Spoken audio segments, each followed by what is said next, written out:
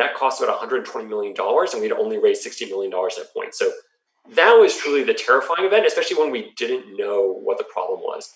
I think that was in some ways, the biggest fake it before you make it thing, because yes, we made it, but we project that air of confidence, like we don't know what the root problem is. So that was in some ways the scariest part.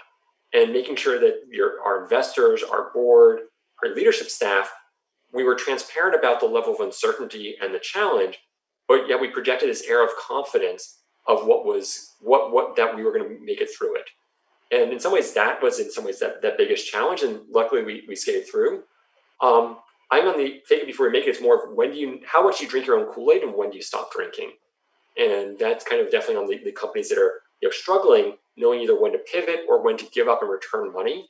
I don't think there's a magic formula, other than making sure you have that. To me, that's where that partnership, like having a partner that we could really wrestle with things.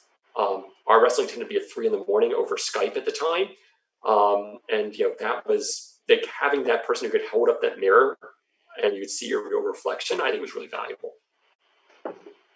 I definitely can relate with this.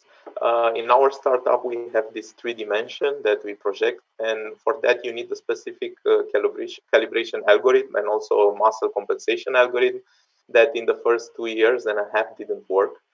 And I always had to pitch that to investors and to partners, and I knew how to make it work, but I knew that 5 out of 10 times doesn't work, but you couldn't say that. On the other hand, you look at documentaries like Theranos, and you're thinking if you're an imposter or not, and if you're gonna solve that problem in the end. It's exactly like you were saying. We were open to our investors, but on the other hand, we seem to be confident that it will be solved. And internally, we didn't know how to solve it, and we were thinking, I hope we can solve it.